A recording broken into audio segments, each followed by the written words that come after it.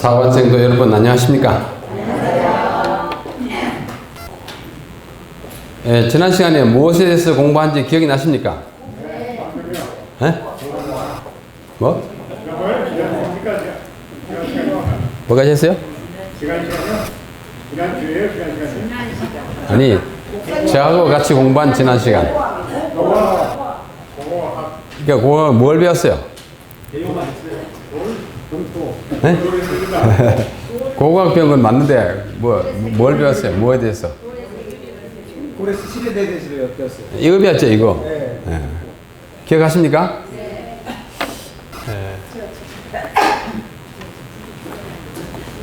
네.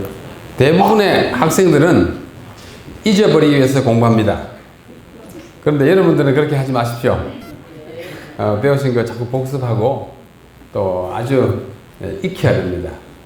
옛말에 숙습난망이라는 말이 있어요. 익을 습, 연습한다는 습, 난, 어려울 난, 망, 잊을 망. 아주 익히 복습을 많이 하면 잊어버리지 않는다 이런 말이 있습니다. 자, 이 고레스 실린더라고 하는 이 발견물이 왜 우리의 관심을 끕니까? 네? 네? 예. 성경에 어디에 나오는 이야기하고 연결이 되었어요? 네? 아무렇게나 말씀하지 마시고 좀 이렇게 연결해가지고 말씀해 보세요. 여러분 노트 혹시 하셨으면 한번 보세요. 혹시 하셨습니까? 노트 안 하셨나 봐.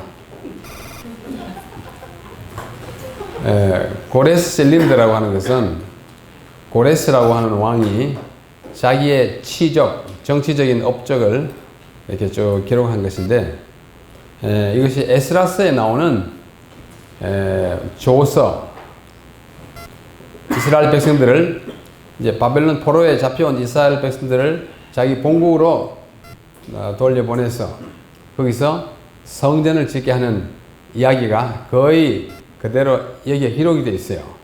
그러므로 성경에 있는 기록이 얼마나 정확한지, 또 세상 역사와 평행을 이루기도 하고 합치되기도 하고 하는 그런 신비한 걸 우리가 지난번에 봤습니다. 제가 여러분들이 뭐 잊어버리실 것이라고 생각하지만은 그래도 한번 상기시켜드리기 위해서 이렇게 보여드리고, 오늘은 잊어버렸을지라도 다음 것도 공부해야 돼요. 이게 고레스 왕릉이에요. 현재도 이란에 가면 있습니다. 그대로 잘 보존되어 있어요. 자, 이 고레스 실린더예요. 오늘은 여호야긴의 급식 목록을 공부하겠습니다. 여호야긴 아시죠? 네. 누구입니까? 네? 여호야긴이 누구예요? 왕입니까? 제사장입니까? 선지자입니까? 왕. 네. 언제 왕이에요? 예? 예. 자, 마지막 임금 몇 사람 우리 한번 공부해 봅시다. 요시야라고 하는 왕이 있습니다. 요시야. 예, 요시야라는 왕이 있고, 요시야가 아들이 넷 있었는데, 맏아들은 태어났다는 말만 있고, 그 다음에 아무런 언급이 없기 때문에 일찍이 죽었던 것으로 생각합니다. 그래서, 다른 아들들이 있어요. 요시야 왕은 이 전쟁에 나가서 죽었어요. 죽고 난 다음에 그의 아들 가운데 한 사람인 여호아하스가 그 다음에 왕이 되었습니다. 여호아하스는 말째 아들이에요. 말째 아들인데도 왕이 됐는데, 성경을 말하기를 백성이 그를 왕으로 추대했다 이렇게 되어 있어요. 사실 왕가의 채통이 또는 그 권위가 잘 유지되려면은 그 왕가의 법을 따라서, 국가의 법을 따라서 첫째 아들이든지 둘째 아들이든지 이렇게 돼야 되는데, 말째 아들이 됐으니까 좀 정치적으로 어수선했음을 우리에게 보여줍니다. 그래서 하여튼 넷째 아들이 됐고, 여호아하스 다음에 여호야김이라는 왕이 또 하나 있어요. 여호야김. 여호아하스는 조금 있다가 죽고 없어지고, 그의 아들 그의 형, 여기 이 사람이 말자고 그의 형 여호야김이 또 왕이 됐어요. 여호야김도 얼마 있다가 이제 그 아들 여호야긴에게 왕위를 물려주고 맙니다. 요거는 아들이에요. 요거는 아들 관계이고 여기는 형이고. 근데 이 왕이 바빌론 포로에 잡혀갔어요. 포로가 3번 있었습니다. 1차, 2차, 3차 포로인데 여호야긴은 2차 포로 때 잡혀갔어요. 포로를 3번 했는데 하나는 605년이고 그 다음에는 597년이고 마지막으로 586년에는 예루살렘과 성이 다 무너진 다음에 나라가 완전히 패망한 다음에 많이 잡혀갈 때 그게 586년이에요. 다니엘은 이때 잡혀갔어요. 다니엘. 그 다음에 이때 여호야긴하고 제사장 에스겔이 함께 잡혀갔습니다. 그때 둘째. 셋째는 뭐 많이 잡혀갔어요. 이때는 주로 이제 왕족을 잡아갔고 다니엘이 왕족이잖아요. 유다 지파에 속했어요. 두 번째는 종교적인 지도자인 제사장 족속을 많이 잡아갔어요. 이 에스겔이 제사장 레위 지파예요. 그 다음에는 여기 뭐 지식인 뭐 온갖 부자 다 잡아갔어요. 남아있는 사람은 뭐예요? 왕족도 아니고 제사장도 아니고 지식도 없고 돈도 없는 남은 사람들이에요. 왜 다 지식인들 잡아갔냐 하면 놔두면은 독립운동 일으키고 바빌론에 자꾸 대항할까 싶어서 그야말로 능력 없는 사람만 남겨도 다 잡아갔어요. 둘째 포로 때에 잡혀간 왕이 여호야긴입니다. 여호야긴이 잡혀갔어요. 아직도 나라는 안 망했어요. 나라는 586년에 망하잖아요. 11년의 세월이 있어요. 이 11년 동안에 왕이 된 사람이 마지막 시드기야예요. 시드기야. 그래서 요시야의 아들이, 이 사람은 넷째 아들이고 이 사람은 둘째 아들이고 이 사람은 셋째 아들이에요. 첫째 아들은 일찍 죽은 것 같아요. 이 마지막 몇 년 동안에 아주 어지럽게 왕이 형제들 간에 이렇게 주고받고 이렇게, 왜냐하면 바벨론하고 애굽 사이에 이 정치적인 충돌 때문에 바빌론에 잡혀가기도 하고 애굽에 잡혀가기도 하고 이렇게 막 했어요. 참 나라가 어지러웠어요. 이때 잡혀간 왕이 여호야긴이에요. 자, 그 여호야긴의 급식 목록이 발견됐어요. 한번 보겠습니다. 급식 목록이란 게 뭘까요? 예? 식단. 예, 뭐를 이렇게 제공받았다. 뭐가 배급됐다. 이거예요. 함께 보겠습니다. 자, 바벨론에 이슈타르 문이라고 하는 굉장히 큰 문이 있어요. 지금도 그대로 남아있어요. 아주 크고, 천연색으로 아주 파랗게 잘 구운 벽돌로 지은 엄청난 그 문이 있는데, 그 문 이름이 이슈타르 문이에요. 이슈타르는 말은 바벨론의 여신 이름입니다. 이슈타르 문 근처에 있는 궁정 건물 안에서 발견된 여러 점토판들이 있어요. 점토판이라는 것은 진흙을 구워서 거기다 글 써가지고 오래 보관하게 하는 그걸 점토판이라 그래요. 그 중에 들어는 외국에서 잡아온 포로들과 죄수들이 왕궁 창고로부터 보급받은 음식물을 기록한 목록들이에요. 많이 발견됐어요. 바벨론이 제국 나라가 크고 또 온 세계를 제패해가지고 뭐 우리는 이제 성경을 알기 때문에 유다 나라만 망한 것 같지만 아니에요. 애굽까지 손대고 저기 소아시아까지 대바벨론 제국을 형성할 만큼 특별히 페르시아 그때는 그렇게 됐어요.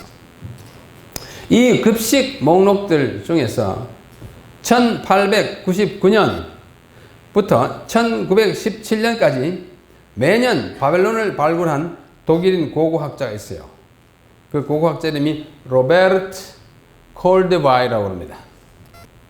로베르트 콜데바이라고 읽어요. 이게 미국 사람이나 영국 사람 같으면 로버트 이렇게인데 독일 사람이니까 로베르트 이렇게 읽습니다.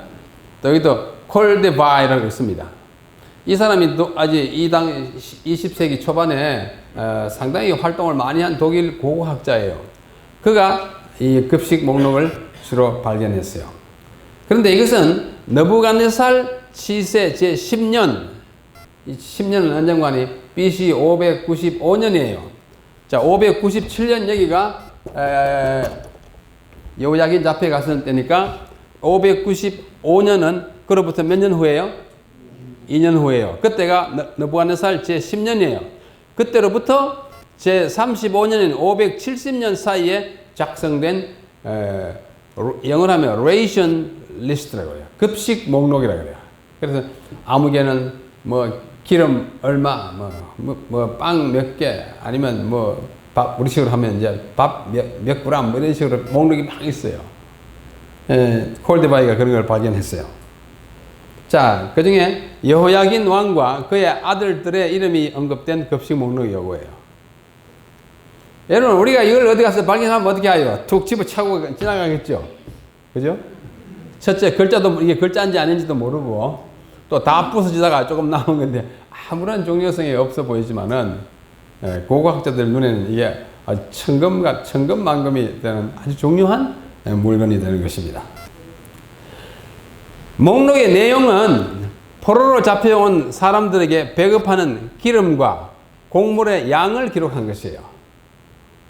우리 식으로 하면 뭐 김치 몇 조각 이런 식이에요.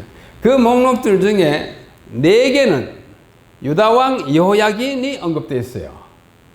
여호야긴. 그러니까 여호야긴은 왕인 사람을 잡아갔으니까 그래도 포로 중에서는 아주 귀한 포로 아니겠습니까? 조금 특별 대접하지 않겠습니까? 예. 그래서 이 여호야긴 이름이 되어 있고, 그 다음에 그의 아들이 세 목록에는 5 아들의 이름이 언급되어 있어요. 여호야긴이 아이를 많이 낳았어요. 많이 낳은 것은 오래 살아서가 아니라 그 왕후가 많았어요. 예. 왕들은 뭐 아무나 막 건드리고 이제 자식을 낳으니까 아이가 이렇게 많았습니다. 이 아들들은 모두 여호야긴이 23세 될 때까지 낳은 아들이에요. 23세에 5 부인에게 하나씩 낳으면 5명 되잖아요. 그렇게 됐어요. 따라서 여호야긴은 여러 왕비들과 후궁들을 거느린 것이 확실하고, 그의 장자는 스룹바벨의 아버지인 스알디엘입니다. 스룹바벨 아시죠? 얼마 후에 이제 고레스의 지난번에 공부한 고레스 조스의 내용대로 이스라엘 백성들이 자기 나라로 돌아가서 너희들이 원하는 대로 뭐를 지어라? 성전을 지어라 해가지고 가서 성전 짓는 일을 총 감독한 사람이 바로 스룹바벨이에요. 이 스룹바벨은 여호야긴의 무엇입니까? 손자예요. 만약 유다 왕조가 안 망했으면 이 사람이 왕이 될 뻔했어요. 그런데 잡혀갔으니까 거기서 그야말로 포로의 신세가 되어 있는 여러 사람 중에 하나입니다. 역대상에 보면 나타났습니다.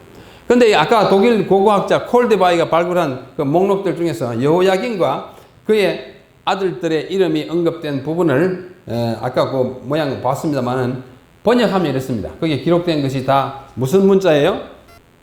서령 문자라 그래요. 서령 문자 아시죠? 서령 문자. 서령 문자가 있고 또 하나는 뭐가 있어요? 상형 문자 있죠. 상형 문자는 그림으로 그려지는 글자예요. 가령 뭐 눈이 이렇게 있어요. 눈을 나타낼 때 눈을 이렇게 나왔어요. 팔 같으면 이렇게 손팔. 그 다음에 의자 같으면 이렇게 그려 놓았어요. 이런 식으로 쭉 이어가고, 모양을 보고 뜻을 이해하기도 하고, 모양의 뜻의 이어가지고 또 문자가 되기도 하고, 이런 것이 상형 문자. 상형이란 말은 이게 모양이라는 거예요. 그죠? 설이란 말은 이게, 뭐라고 그러냐면, 쐐기예요, 쐐기. 쐐기처럼 이렇게 이상하게 생겼어요. 그것은, 뜻 글자가 아니고 소리 글자입니다. 설형 문자는 소리 글자이고, 상형 문자는 뜻 글자예요. 자, 그래서 바벨론에 있는 모든 고대 문서에 기록된 문자는 설형 문자이고 애굽의 문자는 상형 문자입니다. 그래서 이 본문을 아까 이렇게 생겼던 돌 조각에 새겨진 설형 문자를 해석하면 다음과 같습니다. 자, 이게 이제 바벨론식으로 썼기 때문에 발음이 바벨론식이지 히브리식 아니에요. 조금 달라져요. 우리가 뭐 여호야긴 하지만은 히브리 말로 여호야긴이 아니에요. 아주 달라요. 발음이 조금 달라요. 야후, 야힌 이게 히브리 말인데 우리말은 야후, 야힌 아니고 여호야긴 우리말식으로 이게 바뀌었듯이 이는 바벨론식으로 왕 야우킨에게 야우킨 이게 히브리어 여호야긴 왕을 바벨론식으로 표현한 것입니다. 왕 야우킨에게 그 다음에 키투프 집에게 키푸투 집에게 두로에서 온 남자 126명을 위하여 그 다음에 리디아인 자베리아를 위하여 이렇게 기록되는데 여기에 다른 건 별로 중요하지 않은데 우리에게 제일 중요한 것은 뭐예요? 야우킨이 뭐예요? 여호야긴이에요. 여호야긴 이름이 기록된 그 급식 목록 중에 하나입니다. 그 다음에 두로에서 잡아온 남자 126명 키투프라는 것은 키푸투 잘못 썼어요. 키푸투입니다. 키푸투 그 집안의 사람들에게 이런 식으로 그 다음에 야의 왕 킨에게 하면서 딱딱딱 이렇게 점이 찍힌 것은 약간 마모됐어요. 좀 손상이 돼가지고 자 야킨 하니까 여호야킨인 것이 거의 확실합니다. 그 다음에 야의 왕은 야후다 유대 왕 이런 식으로 이해가 가능합니다. 그래서 밑에 보면 나옵니다. 유다의 왕의 아들들에게 기름 2와 2분의 1 실라는 그 무게의 단위예요. 바벨론 단위예요. 2와 2분의 우리식으로 하면 뭐 25g 그런 식입니다. 그 다음에 유다에서 온 남자 8명에게 4실라 기름 4실라를 지급했다. 이런 식으로 되어 있습니다. 그 다음에 또 다른 그 목록에는 아르바드에서 온 목수 3명을 위하여 기름 1과 2분의 1 실라 매인에게 2분의 1 실라씩 주고 비블로스에서 온 위에와 똑같아요. 8명을 위하여 11과 2분의 1 실라 매인에게 1 실라씩 그 다음에 헬라인들 7명을 위하여 3과 2분의 1 실라 매인에게 2분의 1 실라 목수 나부 에티르에게 2분의 1 실라 야쿠두 아마 유다로 이해합니다. 왕의 아들 야쿠우키누에게 10실라 유다의 왕의 아들 5명을 위하여 2와 2분의 1 실라를 가나아에게를 통하여 주라. 아까 본 것을 우리가 할 수 있는 대로의 최선의 번역이 이렇습니다. 여기서 보시는 바와 같이 왕 이름이 언급되고 그의 아들들에 대한 이야기가 나오면서 특별히 그의 아들 몇 명이요? 5명을 위하여 2와 2분의 1 실라를 가나를 통하여서 주라. 명령이 왔어요. 이게 뭐 수백 개나 되는 그런 것 중에 하나이기 때문에 다른 사람들에게는 아무런 중요성을 띠지 않습니다. 그러나 우리는 유다 왕조가 망하고 마지막에서 두 번째 왕 여호야킨이 잡혀있는 동안에 그의 아들들과 그가 어떤 식으로 살았는지를 보여주는 것이기 때문에 성경의 내용을 증명해 주는 것이어서 매우 이채롭게 느껴지는 것입니다. 이 급식 목록은 수백 년의 역사를 이어온 유다가 얼마 동안 했습니까? 얼마 동안 유지되던 왕국이었습니까? 여러분들께서 그 역사를 연대를 자세히 알 수는 없다 하더라도 대충의 연대는 꼭 아시는 것이 좋아요. 왜냐하면 성경은 역사이고 역사에는 반드시 연대가 있어야 그 역사의 가치를 지니게 되는 것입니다. 자, 우리가 전에도 한번 본 것으로 생각합니다만은 대충요 1450년에 출애굽합니다. 약 1450년. 그러니까 1450년부터 1400약 10년까지 이거는 광야 생활이에요. 약 40년 동안 했어요. 그렇죠? 그 다음에 1410년으로부터 약 1400년 이 기간 동안은 이제 땅을 분배했어요. 12지파 스불론, 납달리, 아셀, 므낫세, 베냐민, 유다 다 이렇게 분배했어요. 분배하는데 한 10년 내지 20년 걸렸어요. 그 원주민들이 땅을 내놓지 않기 때문에 투쟁도 많았고 갈등이 심했어요. 그래서 한 1400년경까지 또 그 이후까지 땅을 분배했어요. 그 다음에 1400년부터 1050년까지 이게 무슨 시대요? 사사시대예요. 사사시대예요. 여러분 사사는 뭐 하는 사람들입니까? 예? 선비사자에다가 스승사자. 옛날에 뭐 사대부처럼 들리죠? 선비사, 스승사. 굉장히 뭐 율법도 많이 알고 학문이 높은 그런 사람 같은데 실은 그거 아니에요. 그게 아니고 재판관이에요. 사람들이 시비가 붙었다. 자기들끼리는 해결이 안 되니까 그 중에 좀 덕망 있고 힘도 세고 발언권이 있는 사람 앞에 가서 이렇게 시비 곡직을 같이 가렸어요. 평상시에는 그러다가 어떤 때는 바깥에 외적이 들어와가지고 이 민족을 막 어지럽고 억압할 때는 이 사사가 일어나가지고 그 사람들을 갖다 물리쳤어요. 또 장수예요. 왜냐하면 그때는 무엇이 없었기 때문에? 왕이 없었기 때문에 사람들이 각기 자기 마음에 생각나는 대로 하니까 싸움과 갈등, 시비가 많이 붙었기 때문에 그걸 해결해주고 외적의 침입으로부터 이 민족을 보호해주던 사람이 사사예요. 사사가 몇 명 있었어요? 15 내지 16명 있었어요. 15이면 15이고 16이면 16이면 15 내지 16이 뭐냐? 한두 명은 사사라는 이름을 붙이기가 어색할 만큼 잠깐 일어났다고만 없어졌어요. 보통 15명 또는 16명이라고 말합니다. 이 15명 내지 16명 첫 사사는 누구냐면 엇니엘입니다. 엇니엘. 갈렙의 조카예요. 엇니엘로부터 쭉 내려가요. 여러분이 아는 사사 이름 한 5개만 대보십시오. 드보라, 유일한 여사사예요. 그죠? 그 다음에 삼손, 힘센 사람이고, 또 기드온 뭐 들고 나갔어요? 횃불하고 나팔 가지고 미디안, 또 사무엘은 맨 마지막 사사예요.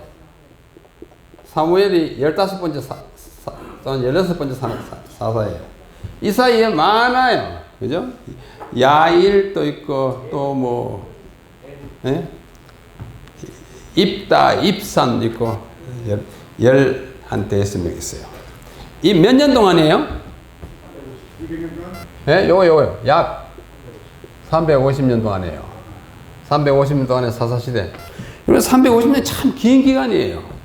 우리 일본에 억압받은 것이 35년이잖아요. 36년이라고 하는데 35년에 몇 배냐면 10배를 이민족의 억압을 받으면서 민족 구실을 잘 하지 못하는 혼란 가운데 빠졌어요. 왕이 없으므로. 그래서 이 사람들이 350년 동안 외적의 침입을 받고 내란에 시달리다 보니까 우리에게도 무엇이 필요합니다? 왕이 필요합니다. 자꾸 졸랐어요. 하나님께 사실 저럴 필요 없고 하나님이 다 주시고 왕이신데도 자꾸 저러니까 여러분 억지로라도 저러면 하나님 주세요? 안 주세요? 그러니까 억지로 저럴 필요가 있어요?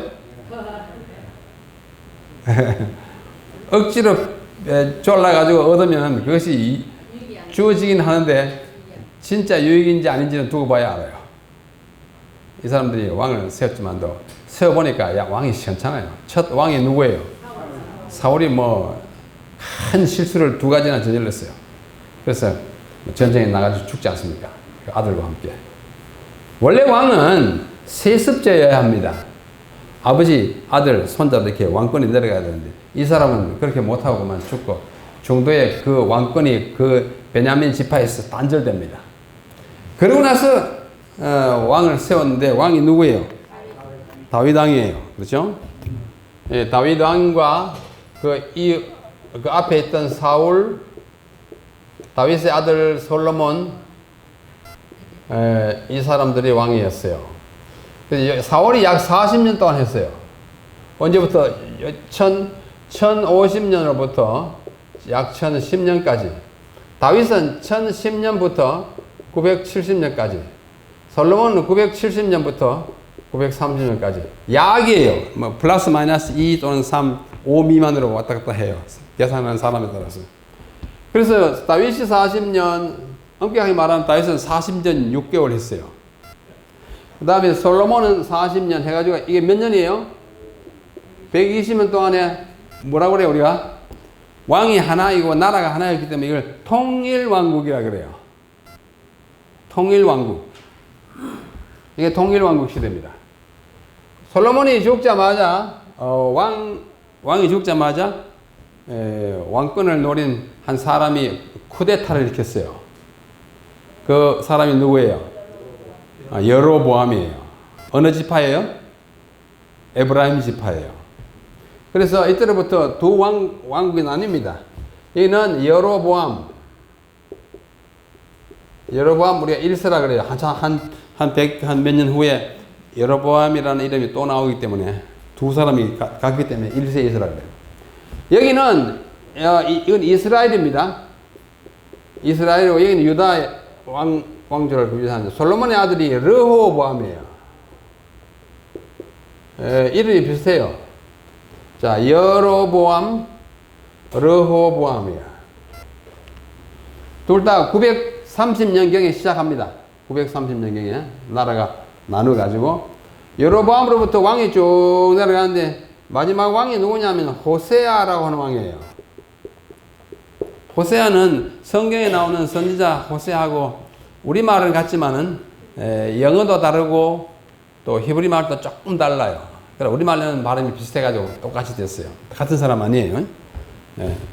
이 호세아가 아수르에 의하여 완전히 망하게 될 때 그때 연도가 어느냐면 722년입니다. 그러니까 930년에서 722년까지 이스라엘 왕조가 계속되다가 아수르에 의하여 망했어요. 몇 년 동안이요? 208년 동안이요. 북방 왕조는 208년 만에 망했습니다. 망하고도 남쪽에 유다는 아직도 안 망했어요. 좀 튼튼했어요. 그러다가 언제까지 갔어요?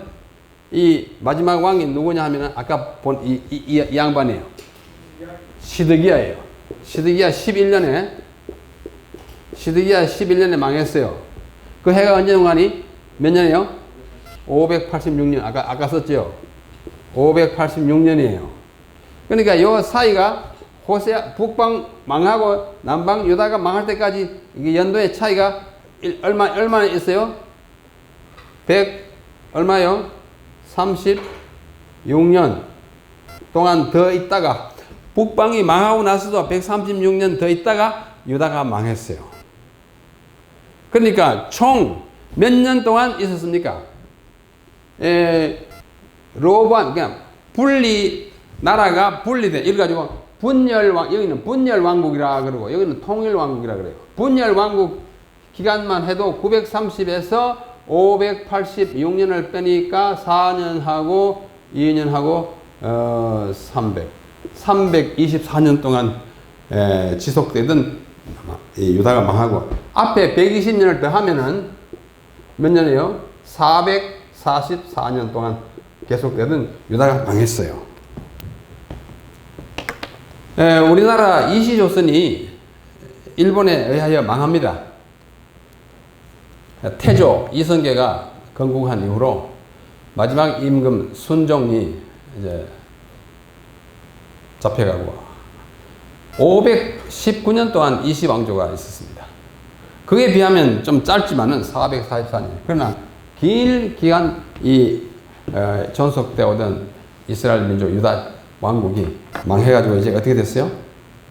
그 비참한 말로를 바벨론에 의하여 이제 마감하게 됩니다. 그래서 이 급식 목록은 왕조가 망하면 그 왕과 백성이 어떤 처지에 놓여 있는지를 매우 함축적으로 보여주는 것이어서 이것을 대하는 후세의 사람들, 여러분과 저의 가슴을 아프게 하는 것입니다. 그러나 이것이 성경에 기록된 다음과 같은 암담한 기록의 속편이요, 확인이라는 점에 있어서 그 의미가 큽니다. 자, 성경에도 여호야긴이 어떻게 식사를 공개받았다는 대목이 나와요. 여기 보십시오. 열왕기하 24장 10절로 12절, 15절로 16절을 제가 인용한 것입니다. 우리 함께 졸음도 좀 쫓을 겸해 함께 한번 낭송해 봅시다. 시작. 그때에 바벨론 왕 느부갓네살의 신복들이 예루살렘에 올라와서 그 성을 에워싸니라. 그 신복들이 에워쌀 때에 바벨론 왕 느부갓네살도 그 성에 이르니 유다 왕 여호야긴이 그 모친과 신복과 방백들과 내시들과 함께 바벨론 왕에게 나아가니 왕이 잡으니 때는 바벨론 왕 8년이라. 저가 여호야긴을 바벨론으로 사로잡아 가고 왕의 모친과 왕의 아내들과 내시와 나라의 권세 있는 자도 예루살렘에서 바벨론으로 사로잡아 가고 또 용사 7천과 공장과 대장장이 1,000 곧 다 강장하여 싸움에 능한 자들을 바벨론으로 사로잡아 가고. 이제 포로될 때의 상황을 이야기하는 거예요. 누구를 잡아갔어요? 여호야긴 왕과 그 어머니와 아내들과 또 뭐들을 아내들과 후궁들을 다 잡아가고 용사 7천, 공장 기술자요, 대장장이 1,000, 그 다음에 강장하고 싸움에 능한 사람 다 남아있는 사람 중에 쓸만한 사람 다 잡아갔다 그러죠. 다 잡혀갔어요. 여기 열왕기하 24장인데요. 그 다음에 열왕기하 25장에 보면 제가 읽겠습니다. 유다 왕 여호야긴이 사로잡혀 간 지 37년. 세월이 많이 흘렀어요. 여호야긴은 뭐 몇 달 왕 되지 못하고 잡혀갔어요. 100일인가 밖에 안 못했어요. 곧 바벨론 왕 이제 느부갓네살이 이제 없어지고 에윌 모로닥이 즉위한 원년 12월 27일에 유다 왕 여호야긴을 옥에서 내어놓아 그 머리를 들게 하고. 이 왕이 잡혀간 것만 해도 억울한데 어디에 그동안에 살았어요? 옥에서 살았어요. 왕이 죄수가 된 것입니다. 참 가슴 아픈 일이에요. 내어놓아 그 머리를 들게 하고 선히 말하고. 왕 대접 좀 이제 인격적인 대우를 좀 했다 이 말이겠죠. 그 위를, 그래도 왕이니까 망했지만 그 위라는 것은 보좌, 왕의 자리를 위라고 했어요. 바벨론에 저와 함께 있는 모든 왕의 위보다 높이고. 여러 나라 왕을 잡아가지고 왕과 왕손들 잡아가지고 그 있으니까 다 이제 죄수처럼 돼 있는데 에윌 모로닥이 등극해가지고 유다 왕 이 여호야긴이 이제 37년이나 지났으니까 나이가 벌써 한 50세 넘었지 않겠습니까? 이제 다른 사람들보다 조금 우대했다 그거예요. 그 일평생에 항상 왕의 앞에서 먹게 할. 그전에는 옥에서 레이션 박스 먹고 살았는데 이제는 뭐예요? 왕 대접을 좀 하는 거예요. 저의 쓸 것을 날마다 왕에게서 받는 정수가 있어서 종신토록 끊이지 아니하더라. 뭐가 있었어요? 정수가 있어요. 일정한 양. 아까 했잖아요. 기름 몇 실라, 빵 몇 개, 이렇게 정수가 딱 해놨어요. 이게 왕이 받을 대접입니까? 그죠? 아주 정말 비참한 대접을 받았던 사실이 아까 어떻게 정수가 정해졌는지를 아까 그 목록이 우리에게 보여주는 것입니다. 사진으로 제시된 아까 보셨어요. 또 앞에 또 볼 겁니다. 이 급식 목록은 BC 593년에 작성된 것입니다. 포로된 지 몇 년 후에 597년에 잡혀갔다 그랬죠?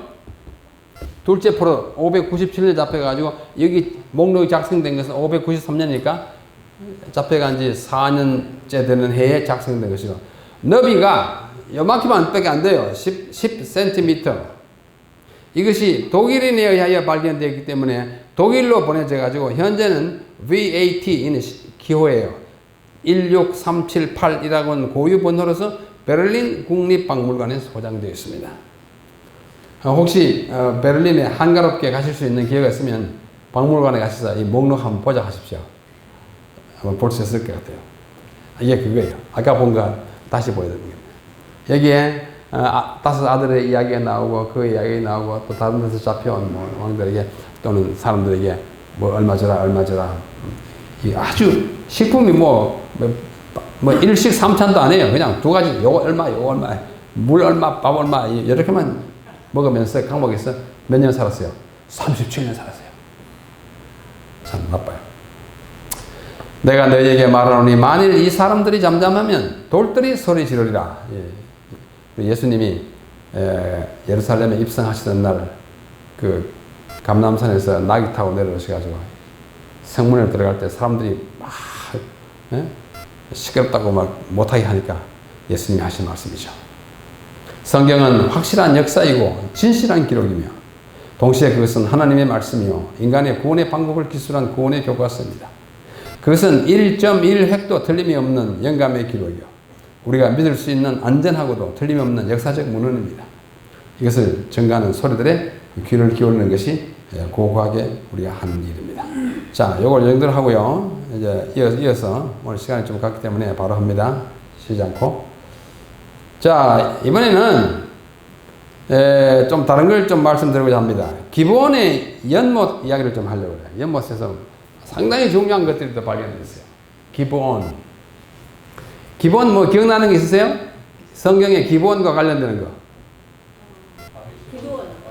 예? 예. 다윗의 용사들과 사울의 용사들이 그 닭싸움 하는 거 이따 보겠습니다. 기브온과 관련된 주요 사건이 여기 있습니다. 기브온은 예루살렘에서 북서쪽으로 약 10km 떨어진 도성이에요. 10km 떨어졌어요. 여기 보십시오. 여기 예루살렘입니다. 굉장히 약하네.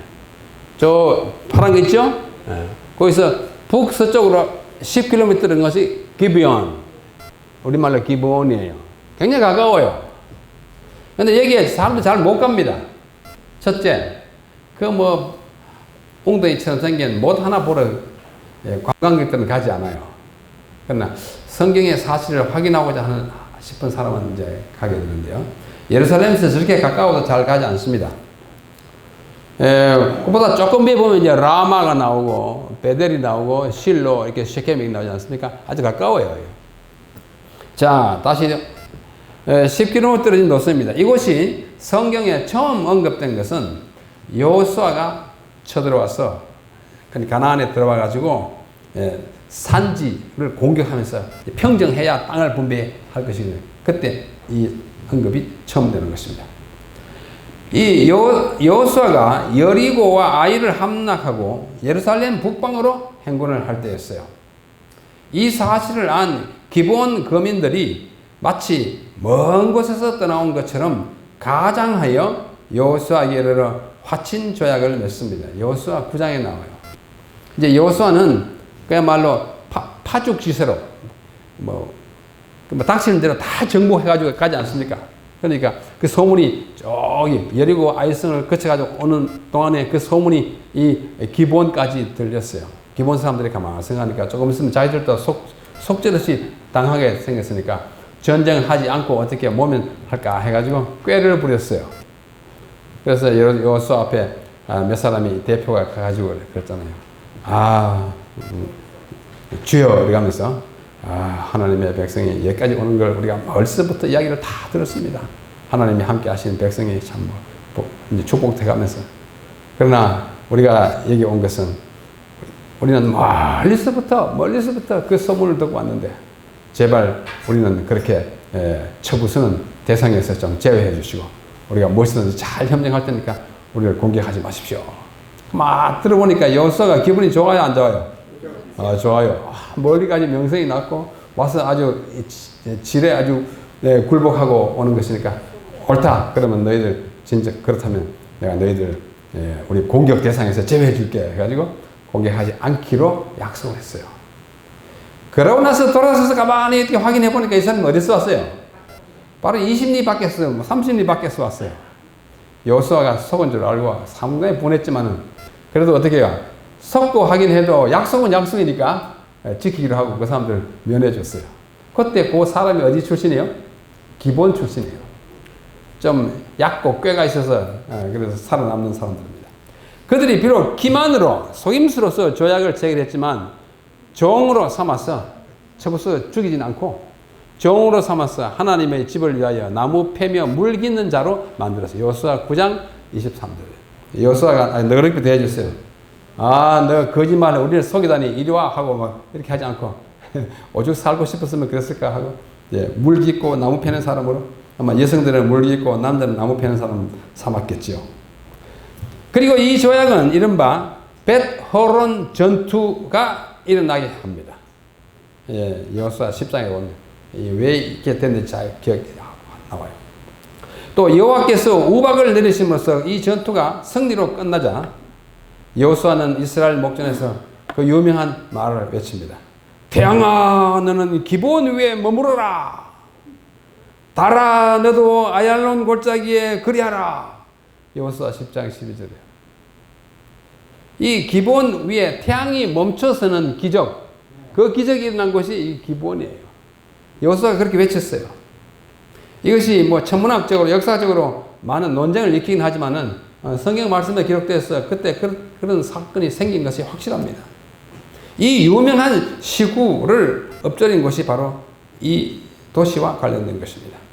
그래서 태양이 한동안 중천에 머물러서는 아주 진기한 현상이 발생한 것이 10장 13절로 14절에 성경에 기록되어 있습니다. 자, 아까 본 지도입니다.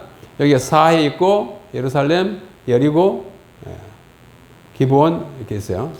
뭐 성경 아까 방금 한 벳호론은 여기예요. 벳호론은 여기고 벳호론이 높은 벳호론이 있고 낮은 벳호론이 있었어요. 여기 쪽이 블레셋이고 이쪽이 이제 올라가면 세겜 위에 나사렛에서 가나에서 가브나움 해가지고 갈릴리로 가는 그거. 여기 지중해 여기에 욥바가 있어요. 아스kel론 가사 블레셋 지방이 왼쪽에 있습니다. 이게 기본의 오늘날 모습입니다. 뭐 우리나라 시골 같지 않습니까? 시골이에요. 예루살렘에서 10km밖에 안 떨어졌지만은 여전히 시골의 모습 그대로입니다. 팔레스타인, 이스라엘은 언제나 그 전시 같은 것이어서 뭐 안정되게 고층 건물을 짓고 그런 일이 없습니다. 대도시를 제거하고. 자, 이 기본이 또 어떤 일이 생기는가 하니 보십시오. 그로부터 여호수아로부터 400년의 세월이 지난 다음에 아까 사사시대가 몇 년이라고 그랬죠?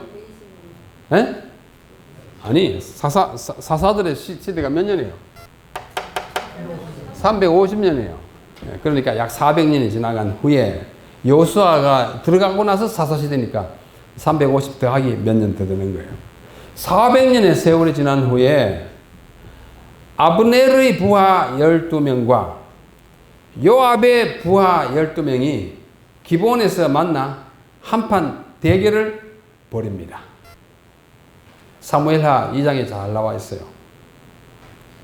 서로가 서로를 죽이는 사건이 이 다윗 왕 시대에 발생합니다. 다윗 왕은 언제부터 언제까지예요?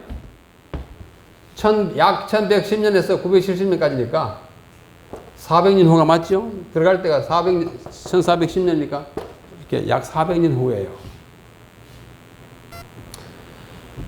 이때 아직 다윗이 왕권을 확립하지 못하고 천하를 통일하지 못한 시대에서 사울의 군대와 다윗의 군대가 충돌하는 장면이에요.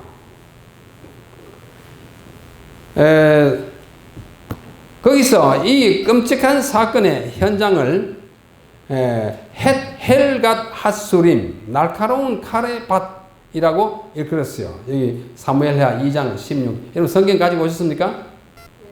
펴십시오. 성경은 언제나 직접 펴시는 것이 좋습니다. 사무엘하. 자, 사무엘하는 무엇에 관한 기록입니까? 사무엘하는 무엇에 관한 기록이요? 다윗의 이야기예요. 사무엘상은 사울왕 시대가 끝나고 사무엘하는 다윗서 또는 다윗기라고 해도 될 만큼 다윗의 이야기로만 닫혀 있는 책이 사무엘하예요. 그래서 사무엘하 여기 2장 12절부터 좀 보겠습니다. 2장 1절부터 좀 읽고 지나갈게요. 그 후에 다윗이 여호와께 물어 가로되 내가 유다 한 성으로 올라가리까 여호와께서 가라사대 올라가거라. 다윗이 가로되 어디로 가리까 헤브론으로 갈지니라. 다윗이 두 아내 이스라엘 여인 아히노암과 갈멜 사람 나발의 아내였던 아비가일을 데리고 그리로 올라갑니다. 가다가 이제 몇 절이죠? 12절에 가보면 자 8절부터 또 읽겠어요. 8절에 사울의 군장 넬의 아들 아브넬. 저기 이제 아브넬 썼지 않습니까? 아브넬. 아브넬은 누구의 군장이에요? 사울의 군장이에요.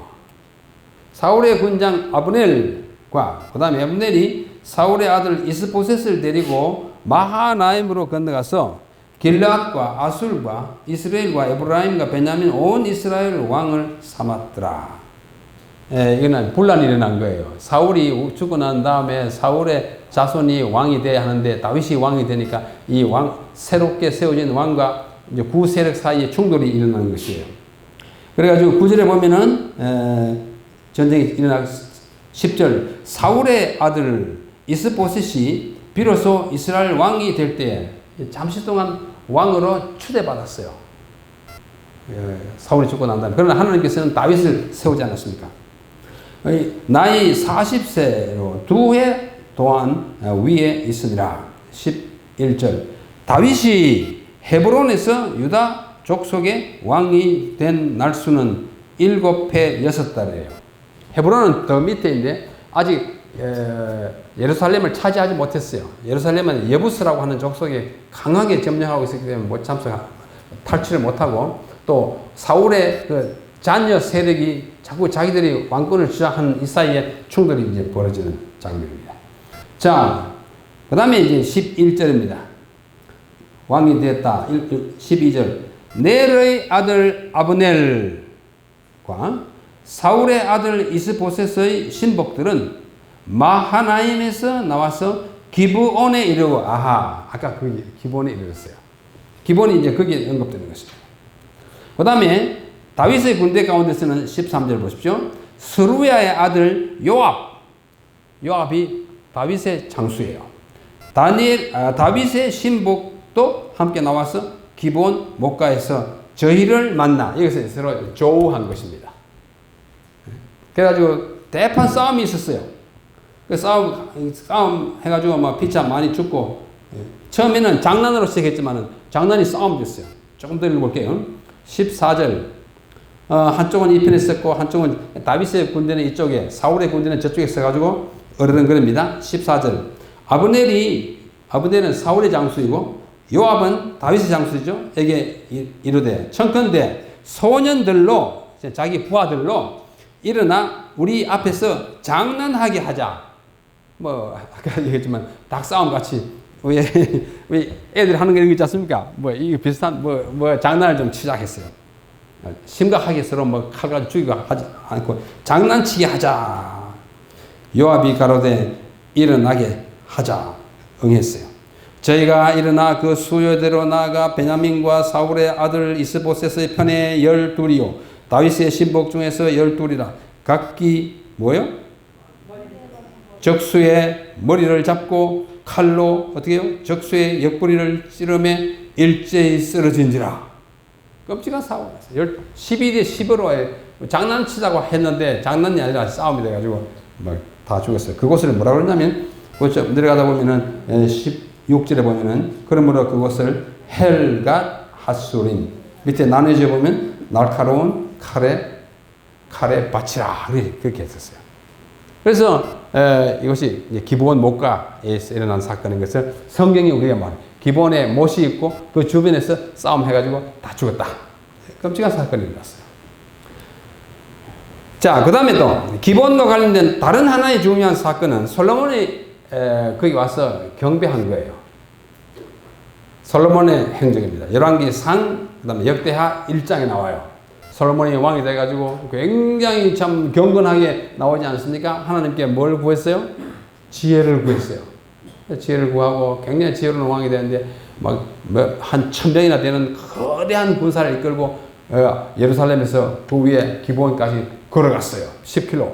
가서 거기서 엄청난 제사를 드렸습니다.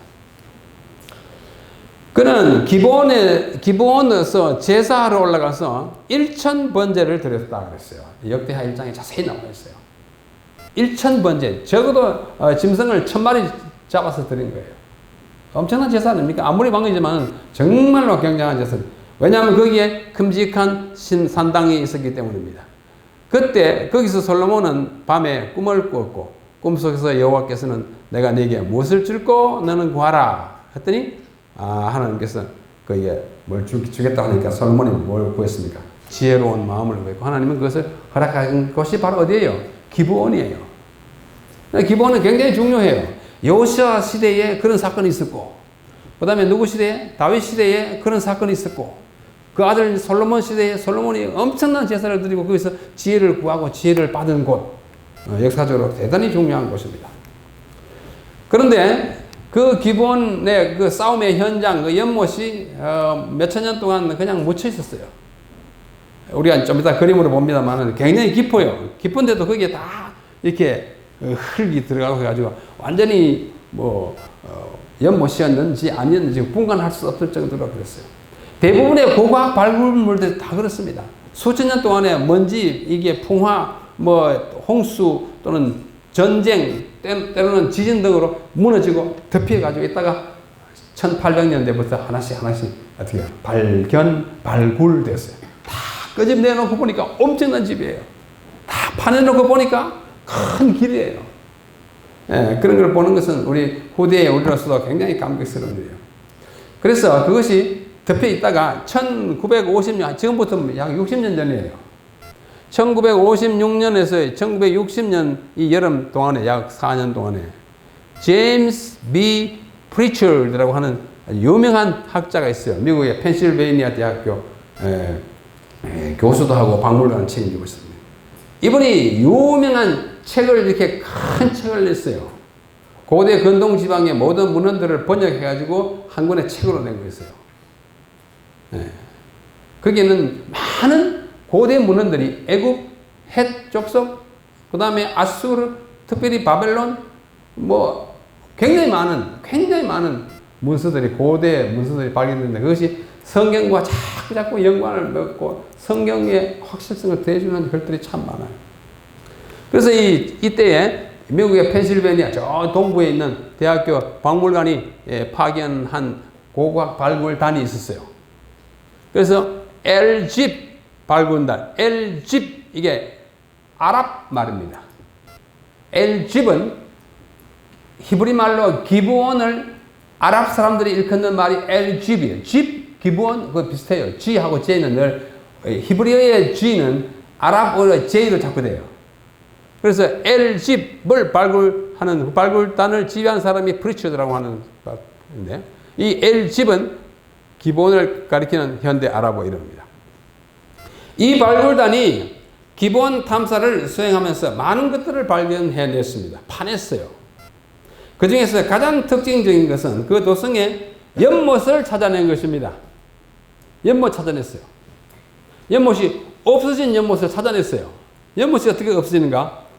그 먼지 쌓이고 풀라고 하면 없어지는 거죠. 그죠? 나무가.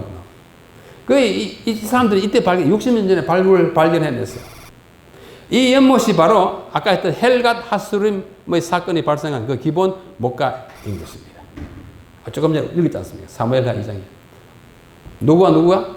사울의 군대 부하들과 다윗의 군대 부하, 아브넬과 요압의 부하들이 12대 11로 싸워가지고 피투성이가 된 그 곳 이름이 아까 헬갓 하수림, 바로 그 장수가 이것이라는 것을 발견해냈어요. 그 전까지는 기본이 그 넓은데 어디가 연못이 있었나 하고 생각조차 안 했어요.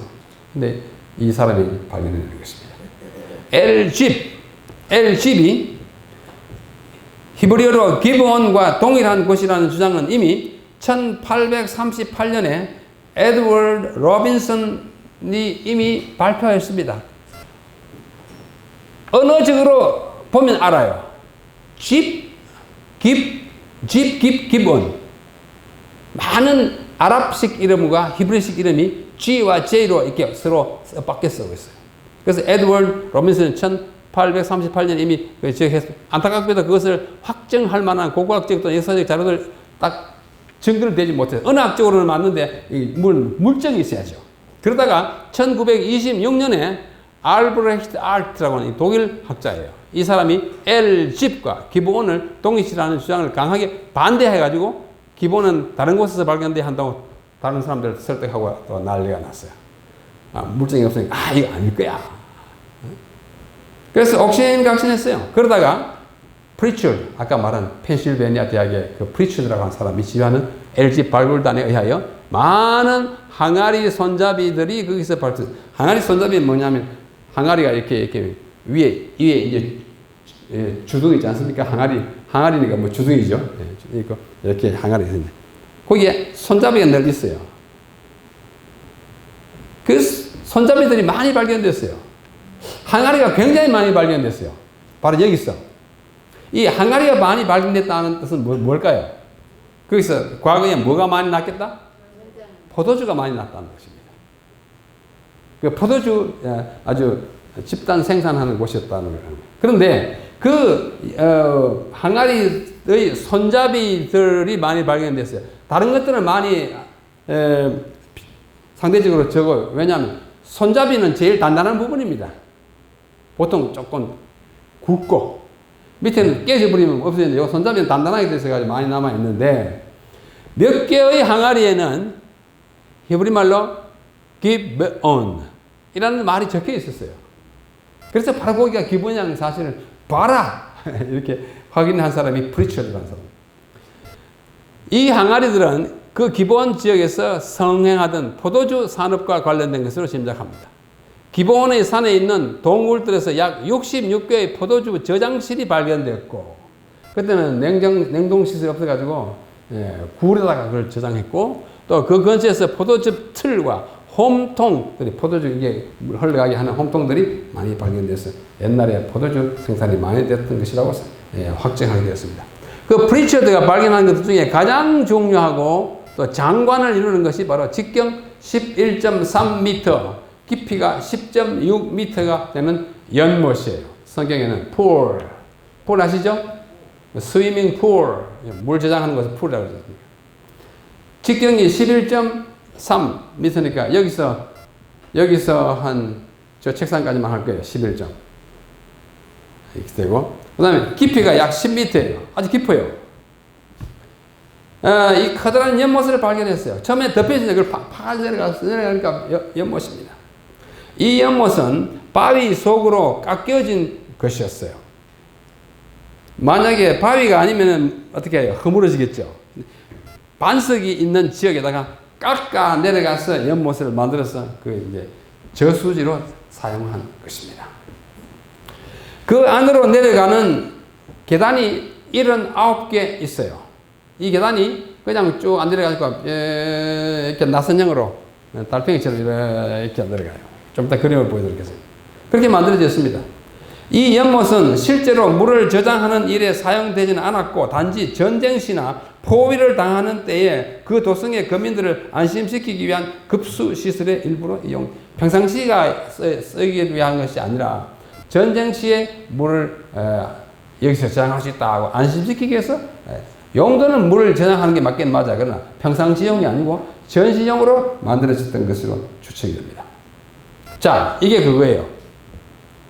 이게 이제 기본 일대인데 여기 다 흙으로 다 덮여 있었어요. 흙을 다 덮여 있다가 여기쯤 되겠다 뭐 그런 심정이 생겨가지고 파기 시작했어요. 광범위하게 봤습니다. 이 일대를 다 팠어요. 파다 보니까 돌이 이렇게 나옵니다. 이제 이 울타리는 요즘 사람들이 만드는 거고요. 그래서 이게 들어보니까 여기 연못이겠다 하고 자꾸 팠어요. 파고 들어가니까 어떻게 돼요? 점점 이거는 이렇게 펜스를 치기 전에 상태예요. 이렇게. 자, 조금 더 보면 이렇게 79개의 계단을 타고 안으로 쭉 내려간 계단이 있어요. 10m 안 내려가니까 10m는 이보다도 훨씬 더 높잖아요. 그죠? 뭐 아파트 건물로는 한 몇 층이 될까? 한 5, 6층 될 거예요. 뭐 하여튼 그렇게 내려가요. 자, 이거는 조금 오래된 사진입니다. 이렇게 금방 파냈을 때 이렇게 79개의 계단이 쭉 있어요. 근데 계단에 내려가면은 바닥이 끝이 아니고 이게 좀 더 확대된 사진이고요. 이 연못의 바닥까지 가려면 79개의 계단을 나선형으로 내려가서 거기서 다시 약 13.7m나 되는 터널을 만나요. 다 내려가가지고 한쪽 구퉁이로 터널이 또 나와 있습니다. 참 정교한 굴이에요. 굴이란다. 말하자면 연못이죠.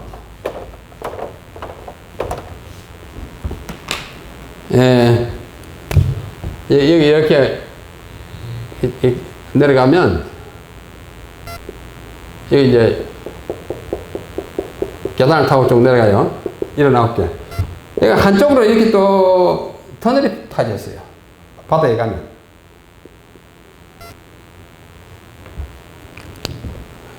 그 터널의 길이가 13.7m 됩니다. 굉장히 깁니다. 정말. 맨 밑바닥에는 웅덩이가 있어서, 이 웅덩이죠. 웅덩이에서, 지하 웅덩이죠. 웅덩이가 있어서, 도성 밖에 있는 샘으로부터 들어온 물이 고이게 했습니다. 비가 오면 이제 물이 내려가서 고이게 했어요. 연못에서 웅덩이로 가는 통로는 돌로 처음에는 막혀 있었습니다. 팠을 때는. 그러나 그걸 열고 그 안쪽으로 들어갔더니 2개의 항아리가 놓여 있었고, 이 항아리들은 BC 6세기 초의 것으로 추정됩니다. 그걸 이제 딱 과학적으로 또 검사하는 연대 측정이 있어요. 여기가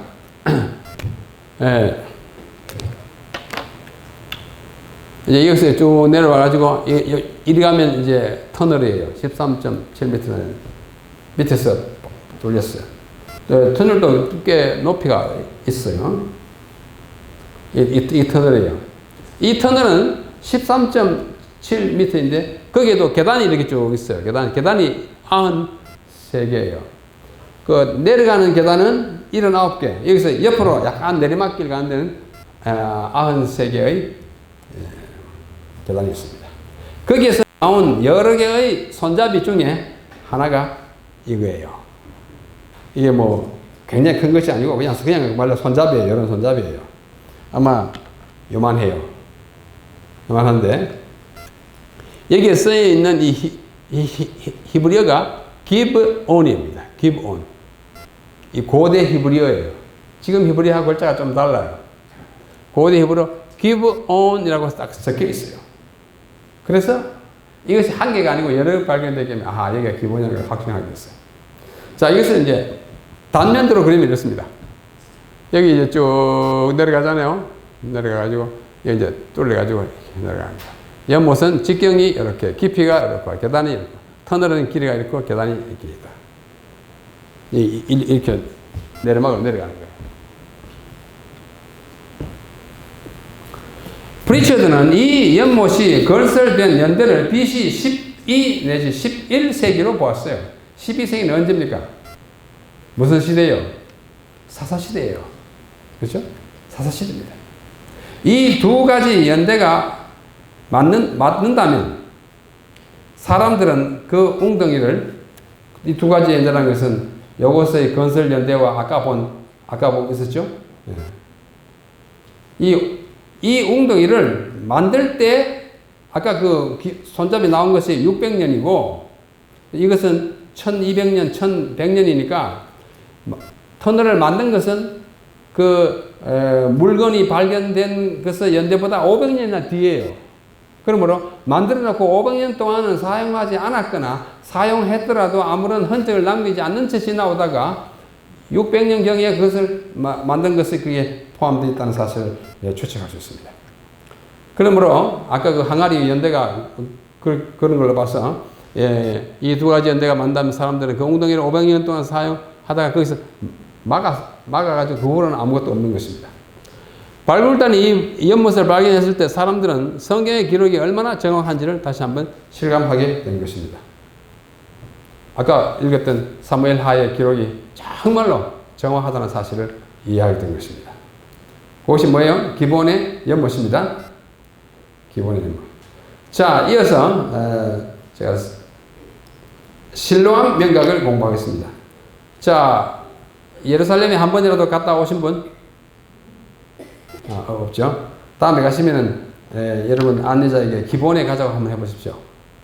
저도 뭐 예루살렘에 뭐 많이 갔지만은 기본은 딱 한 번밖에 못 갔습니다. 잘 못 가요. 왜냐하면 첫째 다수의 관심을 끌지 못하고, 둘째는 그 지역이 아랍 사람들이 점령하고 있어서 우리 같은 동양 사람은 자유롭게 가기에는 좀 불편하거나 불안합니다.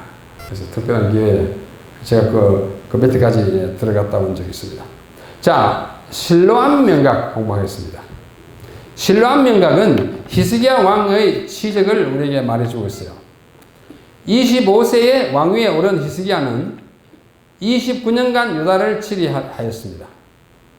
오래 했죠? 그러면서 비교적 다양한 통치 활동과 선한 사적을 역사에 남겼습니다. 그 치세 원년에 임금이 되는 그 해에 정월부터 하나님의 성전을 수리하고 제사를 회복하고 또 온 백성으로 하여금 유월절과 무교절 등의 절기를 다시 지키게 한 것은 실로 역사에 남을 만한 개혁 사업이었어요. 역대하 29장에 자세히 나와 있습니다. 어떻게 유월절을 다시 회복하고, 그동안 유월절 안 지켰어요. 무교절도 안 지키고 뭐 안식일도 잘 안 지켰어요. 그래서 안 되겠다, 우리가 하나님께로 돌아가서 해가지고 모든 절기를 회복하고 굉장히 영적 그 개혁과 부흥을 일으킨 왕입니다. 그래서 유다의 왕들 가운데 아주 희귀하게 여호와의 보시기에 선을 행하였더라라고 일컬어지는 몇 안 되는 왕 중에 하나예요. 그 밖에도 히스기야는 몇 가지 건축 사업을 했습니다. 자, 아수르 왕 산헤립이 시비를 걸어오고 여호와를 비방했을 때 선지자 이사야와 함께 여호와께 기도를 드림으로 적군을 패퇴시키는 위협을 이루었고, 한때 병이 들어 죽게 되었지만은 하나님께 기도를 드림으로 얼마 동안 더 유예를 받았어요? 15년 더 사는 그런 경험도 있어요. 그 중에 이제 많은 건축공사, 토목공사를 한 왕으로도 유명합니다. 이스라엘 역사에 있어서 가장 공사를 많이 한 왕은 헤롯 왕과 히스기야 왕이에요.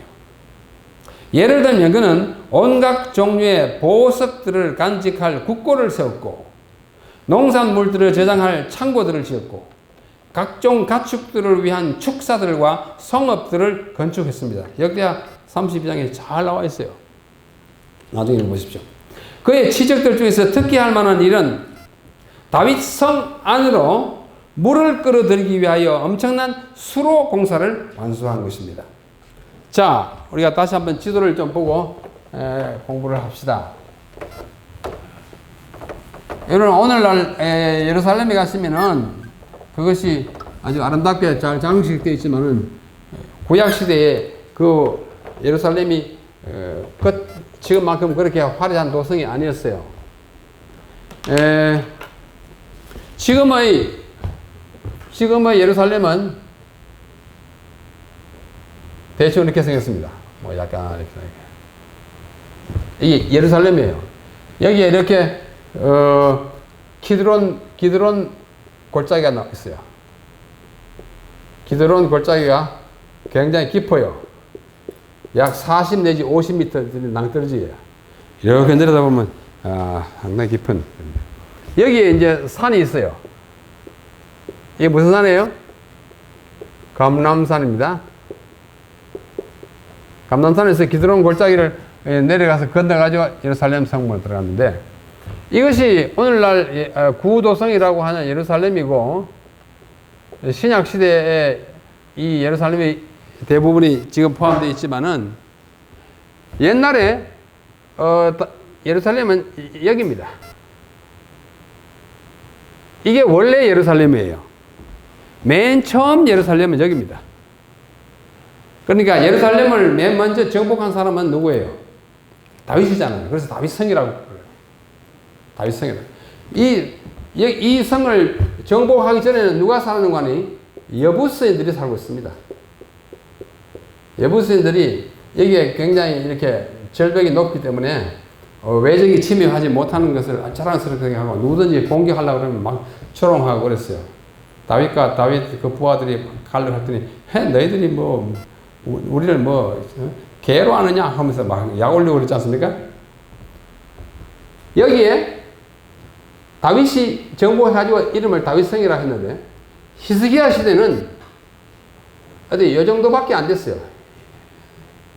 아직까지가 예루살렘 아닙니다. 히스기야 시대만. 그러나 왕궁은 여전히 여기 있었어요. 왕궁은 여기. 여기 왕궁이 있어요. 있는데 만약에 바벨론 군대가 쳐들어오고 아수르가 쳐들어오면은 여기다가 이렇게 봉쇄를 이렇게 해버리면은 꼼짝없이 이 안에 있는 사람들은 목말라 죽게 되었어요. 물이 없어요. 이렇게 높잖아요. 까마득히 높기 때문에 샘이 없습니다. 그래서 히스기야가 북방 이스라엘이 망하고 난 다음에 우리도 저렇게 망할 수 있다고 생각한 나머지 이제 보완 조치를 하는 것입니다.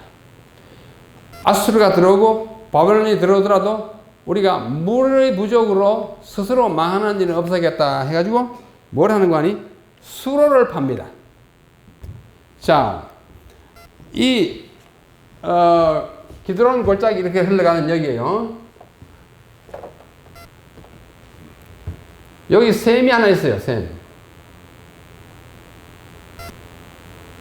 이 샘의 기혼샘입니다. 여러분 기혼이라는 말 기억이 나십니까? 기혼은 어디서 봤어요? 예? 어디? 예? 기혼이 구약이 기혼이 나오는데 어디? 창세기 2장에 나와요. 창세기 2장에 에덴 동산에서 발원한 강이 4개 있어요. 그 강 이름이 뭐예요? 요브라데 강, 히데겔. 히데겔은 여러분이 역사에서 배운 티그리스 강입니다. 요브라데스 강과 티그리스 강과 또 뭐예요? 기혼과 비손 네 강이 있어요. 기혼과 비손 2장 창세기 2장 있어요. 근데 그 이름을 따가지고 와서 이 샘 이름을 기혼샘이라고 그랬어요. 기혼 강 이름을 따가지고. 그러나 이거는 그 창세기 2장의 기혼이 아니에요. 이 기온샘에 물이 아주 콸콸콸 매 시간 뭐 수천 또는 수만 갈론을 뿜어내요. 물이 막 많이 나옵니다. 가물어도 물이 나와요. 가물지 않을 때는 물이 많이 나와요. 근데 이 물이 샘이 여기 높으니까 이게 높아요. 물이 전부 기드론 강으로 골짜기 다 흘러가지고 사해로 흘러갑니다. 만약에 포위를 당해버리면은 이 안에 있는 사람들 다 이제 목말라 죽잖아요. 그래서 히스기야 왕이 안 되겠다. 이 샘을 안으로 끌어들여가지고 전쟁에 대비해야 되겠다라고 생각한 나머지 수로를 팝니다. 이 수로예요. 수로 공사예요. 전쟁에 대비해서 또는 침입에 대비해서. 그래서 어떻게 받는 거 아니? 여기서 물을 바깥으로 흘러나가게 하지 않고 그래서 이렇게 팠어요. 여기다가 갖다 물이 이렇게 흘러가게 했어요. 네, 말씀드린 대로 여기가 높아요. 아주 높아요. 낮게는 약 20m, 높게는 한 50m 되는 높은 이렇게 골짜기예요. 여기가 골짜기예요. 그러면 이 안으로 판다고 하는 것은 이런 산 안으로 이제 굴을 파가지고 이쪽에 바깥에 내는데 여기 연못에 갖다 넣었어요. 이 연못인데 이 연못이 이게 실로암 못입니다. 실로암 연못 아시죠? 실로암 무슨 일이 있어요? 예, 예수님이 뭐 병 낫게 할 때 한 그 연못이 실로암이잖아요. 이 실로암 못으로 물을 이렇게 이 산 안으로 바위 된 그 안으로 뚫고 해가지고 갔어요. 얼마나 갔느냐 하면 1200규빗을 팠어요. 1200 규빗은 1규빗이 약 50cm예요. 45 내지 50cm인데 1200 규빗이니까 약 550m 팠어요. 물이 흘러가게 해가지고 안으로 들어가게 하려고. 자, 그 이야기를 지금부터 합니다. 자, 여기. 자, 이게 예루살렘이에요. 예루살렘. 이게 이거예요. 이거. 그 다음에, 실로암 연못은 여기 있어요. 기온샘은 여기 있어요. 이 기온 보이죠? 기온샘을 처녀의 또는 동정녀의 샘이라고도 해요. 여기 기드론 골짜기. 그래서 원래 예루살렘이 이 밑에 있었는데 지금은 이건 예루살렘 아니고 여기 위에만 예루살렘이지만은 구약시대는 여기가 예루살렘이었어요. 그래서 여기서 파가지고 기온샘에서 파가지고 물길을 이렇게 파가지고 어디로 가죠? 어디? 요 실로암 풀에다 가게 했어요. 실로암 못이 2개 있었어요. 실로암 여기 하나 2개 있었어요. 자, 좀 더. 자, 이게 단면도입니다.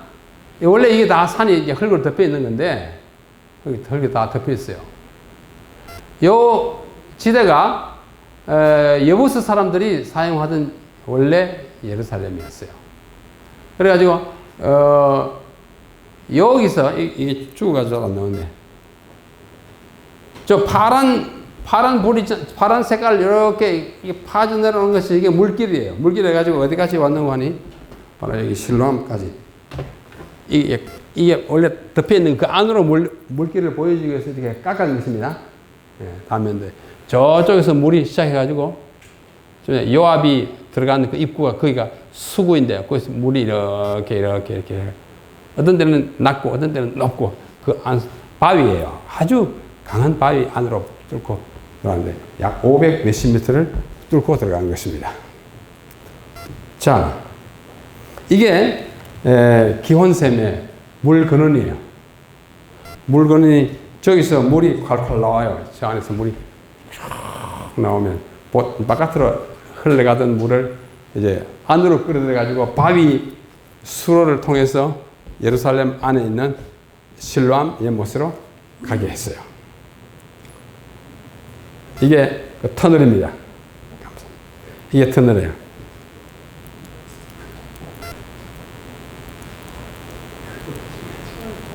이게 또 거의 생명이 왔다 갔다 하네. 자, 하여튼. 자, 이게 히스기야가 판 터널이에요. 터널은 뭐 자동차가 지나가는 터널이 아니라 물 지나가는 터널이에요. 높이가 사람 키보다 높아요. 한 2m에서 4m 정도. 높은 데는 이렇게, 어떤 작은 데는 우리가 이제 이렇게 갈 만큼.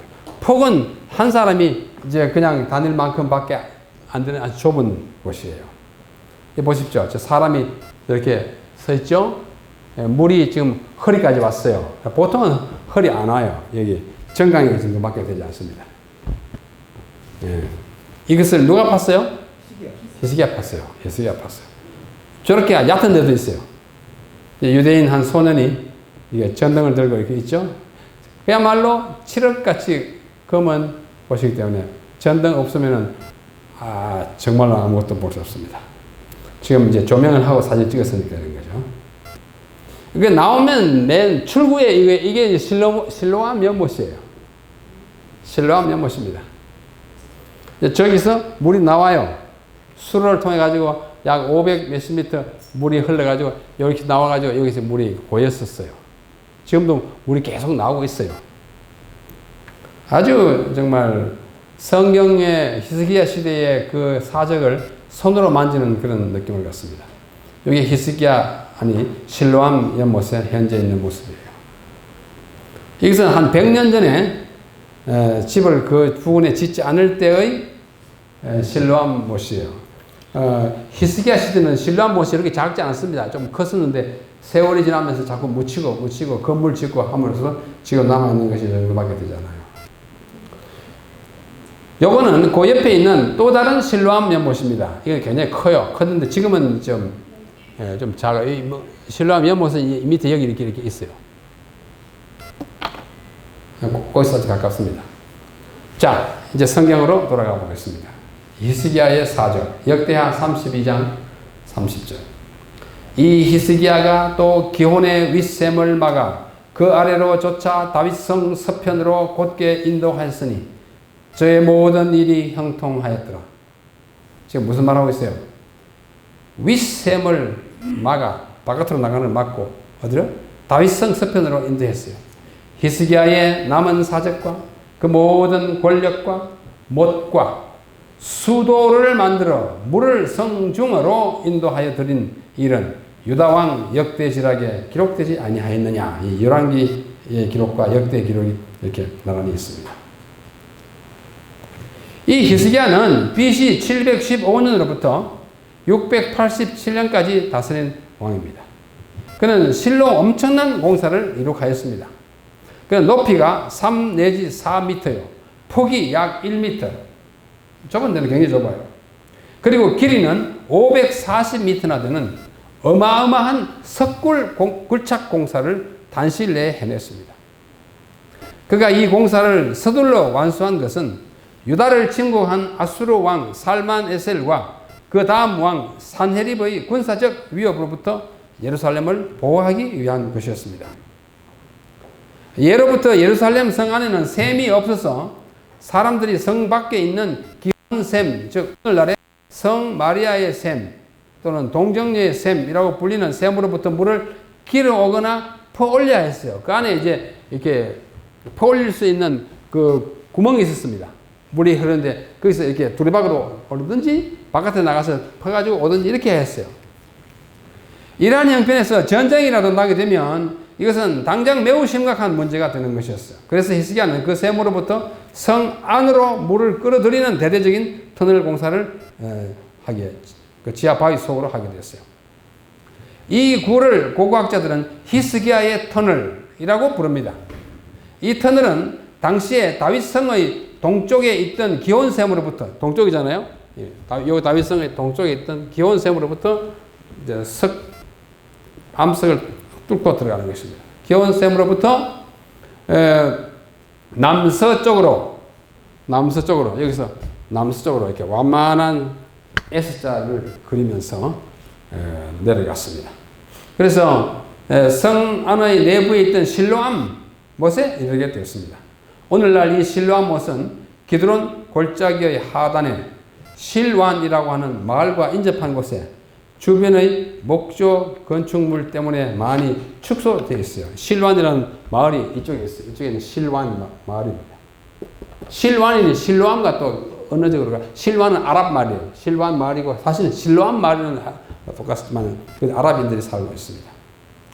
히스기야가 수로를 건설한 사실은 성경에 분명히 언급되어 있기 때문에 얼마든지 믿을 수 있습니다. 그러나 이것을 입증할 수 있는 역사적 또는 고고학적 증거가 나타나지 않을 때는 믿지 못하거나 믿으려 들지 않는 사람들이 많이 있습니다. 지난 시간에 내가 이야기했어요. 오늘날 또 그 텔아비브 대학의 그 국립대학의 한 고고학 교수는 다윗이 존재하지 않았다고 그 얘기했죠. 그 아주 맹랑한 얘기를 해요. 왜? 물증이 없기 때문이에요. 성경의 기록만 가지고는 물증이 되지 않는다고 생각합니다. 우리는 믿을 수 있다고 생각하지만 그 사람들은 아니라고 그래요. 그런데 증거를 대야 그렇다 마지 못해. 그러니까 이스라엘 핑켈슈타인이라는 사람이 강력하게 부인했어요. 다윗은 실존 인물이 아니라고. 그러니까 다윗이 기록되어 있는 물건을 갖다 대니까 이제 입을 막고 있어요. 이 터널이 실제로 히스기야에 의하여 건설된 그 수로라는 사실은 그것을 입증할 수 있는 객관적 증거 또는 자료의 부족으로 인하여 오랫동안 부인되거나 적어도 반신반의 되어 왔습니다. 굴은 있는데 히스기야가 만드는 거지 뭐 누가 만드는지 어떻게 알아? 늘 그랬어요. 근데 이제 그걸 증거할 수 있는 이제 물증이 생긴 거예요. 1880년 어느 날 하나의 중대한 발견이 이루어졌어요.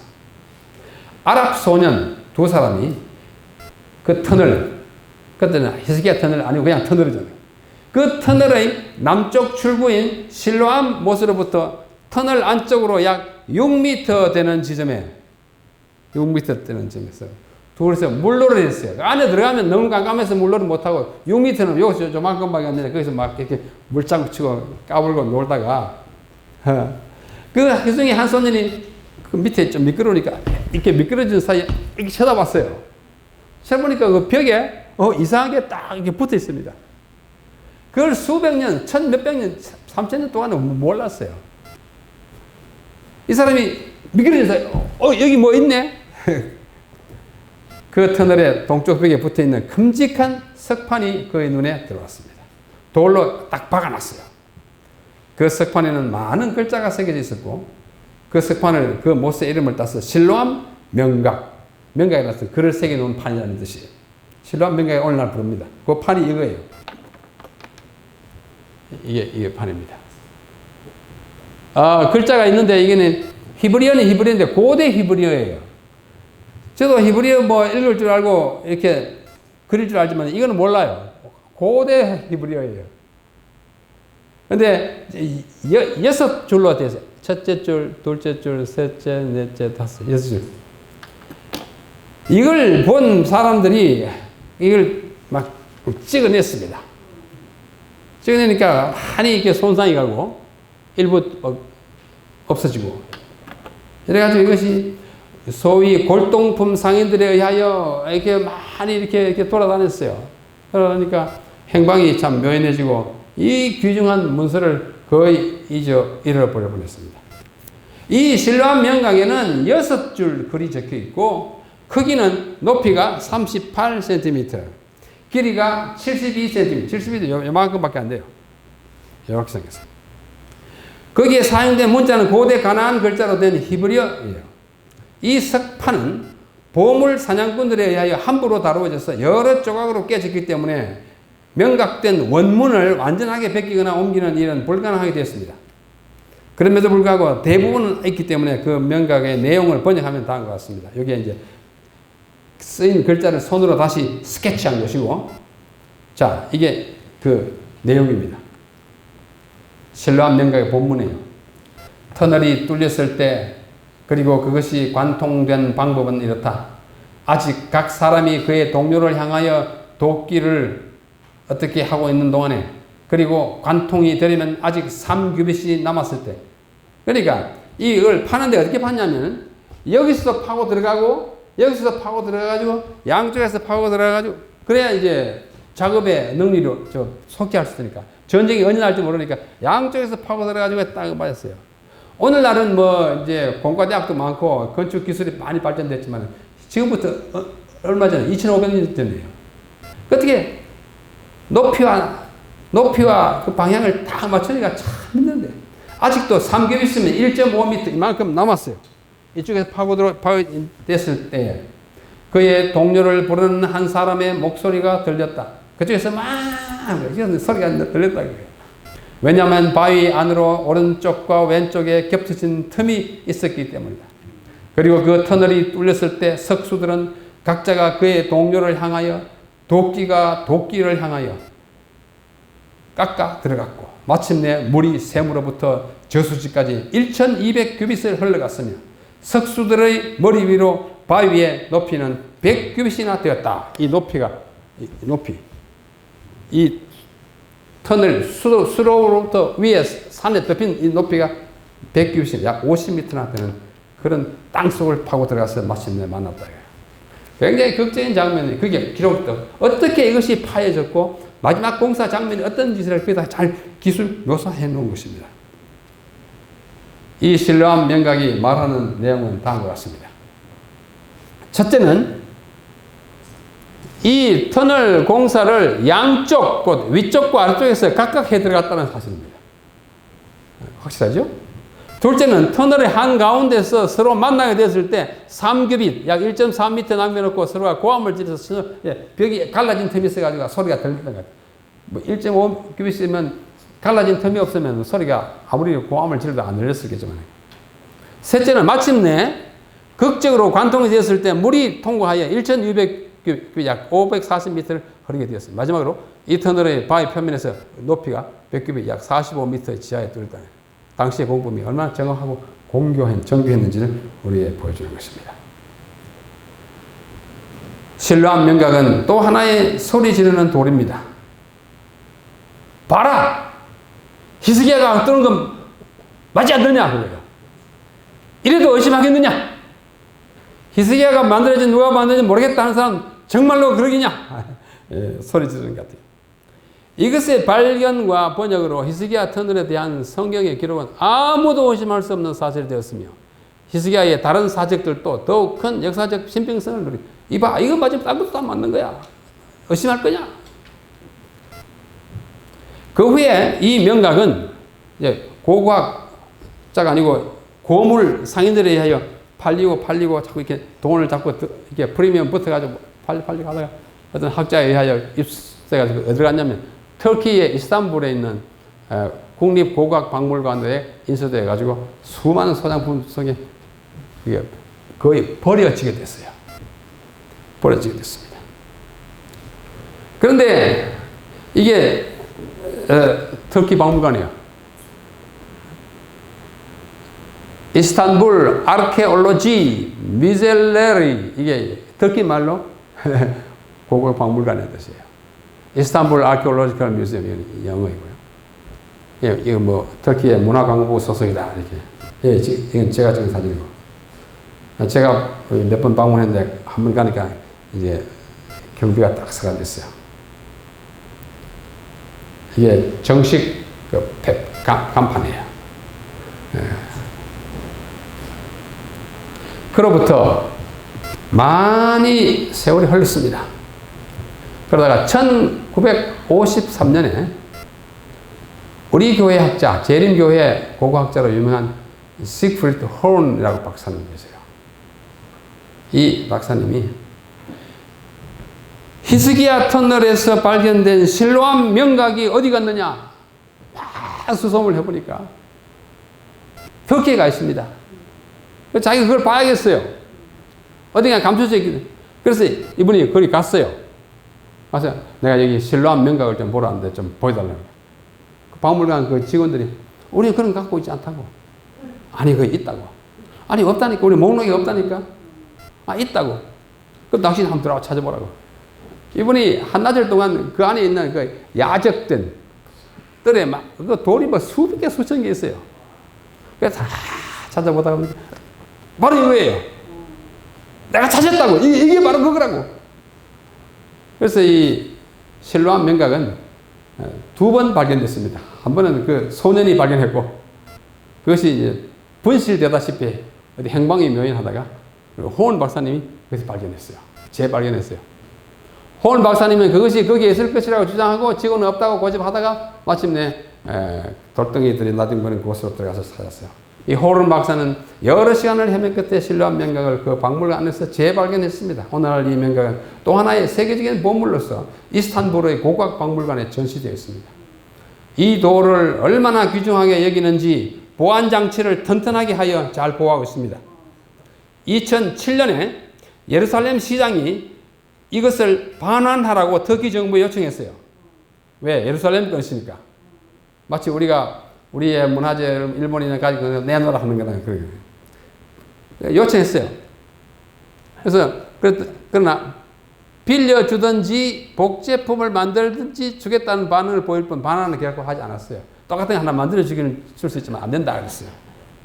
그래서 아직 못 오고 있습니다. 이게 바로 그거예요. 아까 본 것을 지금 터키 박물관에 있는 모습 그대로를 이건 제가 찍은 사진이에요. 얼마나 보안 장치를 철통같이 이게 쇠판으로 해놓고 만지지도 못해 유리하고 쇠판으로 딱 해가지고 이렇게 얹어놨어요. 누가 또 가져갈까봐 이렇게 해놓고 밑에다 이제 설명판을 이렇게 해놨어요. 여기다 여기서 발견됐다. 자, 이게 신문에 난 기사이고요. 이게 이제 그것입니다. 근데 이제 오늘날 예루살렘에 가셔서 히스기야 터널에 들어가시면은 그것이 원래 밖에 있던 자리가 지금 뻥 뚫렸을 거 아니겠어요? 파내버렸으니까. 그 자리에다가 그와 비슷한 것을 만들어가지고 글자도 이렇게 그려가지고 그것을 히브리 말, 현대 히브리 말로 글자 써서 거기다가 딱 갖다 붙여놨습니다. 제가 지난 몇 달 전에도 한번 갔어요. 우리 중국 목사님들을 모시고 갔는데 중국 목사님들 지난 이야기 했나요? 우리 한 열흘 동안 그분들은 다른 나라 비자를 얻는 일이 힘들기 때문에 이스라엘만 갔어요. 근데 아주 샅샅이 다른 어떤 우리 한국에서 가시는 분들보다도 더 샅샅이 왜냐하면 이스라엘만 열을 봤으니까 보통 가면 이스라엘만 한 사흘 날 보고 딴 데로 막 갑니다. 근데 이분들은 딴 데 못 가니까 이스라엘만 아주 샅샅이 봤어요. 이 터널을 지나가면서 또 이야기하고 또 성경을 보고 굉장히 진지하고 굉장히 감격적으로 그분들이 보는 걸. 자, 가시면은 히스기야가 파놓은 터널을 반드시 한번 통과해 보시고 통과하는데 한 30분 걸려요. 천천히 비가 많이 오는 시절에 가면은 아래로 다 젖고 지난번에 다 젖었어요. 지난 10월 달에 갔다 와. 좀 가물 때 가면은 물이 이 허벅지 위로 안 올라옵니다. 여기까지만 찰랑찰랑 하다가. 정말 한번 통과해 볼 만하고 또 만져볼 만하고 또 성경 이야기를 다시 한번 반추할 만합니다. 자, 오늘은 여기까지 하겠습니다. 여러분, 우리 사관 생도들이 공부를 하시되 좀 더 열심히 하세요. 성경 오늘 이 성경 구절이라도 좀 찾아가지고 집에 가서 꼭 읽어보셔야. 여러분 지금은 다 기억하는 것 같지만은 한 3주일 후에 혹시 저를 또 만나가지고 지난번에 히스기야가 어떻게 됐냐 그러면 아슴푸레하게 다 잊어버려요. 그죠? 성경을 펴가지고 읽으시면서 거기다 옆에다 성경에다 적어 놓으세요. 성경을 깨끗하게 유지하려고 하는 사람들은 그렇게 현명한 성경 연구자가 아닙니다. 성경 옆에다 쓰고 은혜 받은 것도 쓰고 새로운 지식도 쓰고 그 실로암 명각이라는 게 있다더라. 그게 어떻게 됐더라. 좀 써놓고 여러분 설교를 하시거나 성경 교과 공부를 시키거나 할 때 연관될 때 늘 알고 지나가면 뭐 하겠어요? 사용해야죠. 정말로 사용할 수 있는 지식이 되고 또 우리 생활에 적용할 수 있는 그런 지식이 돼야 이것을 공부하는데 유익할 것입니다. 자, 질문 있으시면 질문 받겠습니다.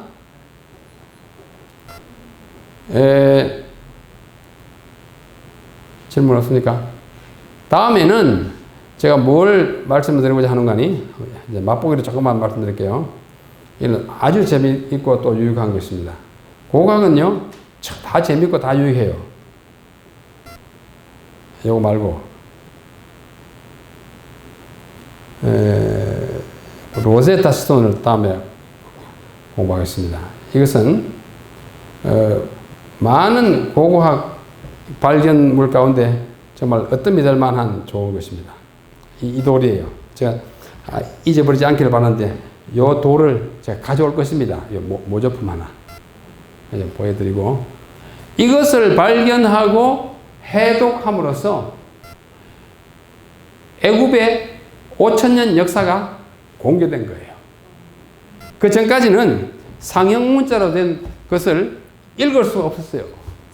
뭐 세면 세고 눈은 눈이고 다리는 다리고 그게 뭐예요? 알 수가 없어요. 이것을 읽음으로 말미암아 프랑스 학자 샹폴리옹이라는 사람이 해독했어요. 판독이라고 그러죠. 판독했어요. 모르는 언어를 판독하려면은 이거 하나만 이 돌 하나를 뿌리 안고 한 20년 공부했어요. 결국 판독했습니다. 이 판독하면은 한번 판독하면 그 다음 읽는데 굉장히 큰 도움을 주고 모든 역사를 다 읽을 수 있는 그 단서가 되는 것입니다. 로제타 스톤. 이게 이제 애굽이잖아요. 저기 도시 다음에 구체적으로 말씀드리기로 하고 어디서 발견됐냐면 저기 로제타에서 발견됐어요. 그래서 이름이 로제타 스톤이에요. 발견된 거예요. 이거는 어디 가면 있는 거 아니? 카이로 박물관에 가면 있어요. 아니야. 루브르 박물관에 있어요. 가면은 왜냐하면 프랑스 사람이 가져갔기 때문에 나폴레옹 군대가 발견해가지고 가져갔어요. 이게 이제 상형 문자입니다. 보십시오. 이게 다 그림이에요. 그림을 하다가 나중에 또 음가를 가지게 됐어요. 상형 애굽은 다 상형 문자예요. 요거는 서령 문자예요. 이거 쐐기처럼 생겼어요. 이렇게 보시죠. 이게 상형 문자, 이거 서령 문자 아주 다르죠? 아주 달라요. 이렇게 이거는 소리를 나타내고 요거는 의미를 나타냅니다. 여기 서령 문자. 쐐기처럼 이렇게 생겼다고 서령, 쐐기 썼죠. 로제타 스톤이 다음에 보여드리기로 하고. 자, 오늘 수업 끝납니까? 또 합니까? 네? 끝났죠? 하나 더 합니까? 여러분 참 장하십니다. 하루에 종일 앉아서 얼마나 힘드시겠습니까? 제가 잠깐 기도하고 마칠게요. 하나님 우리 아버지시여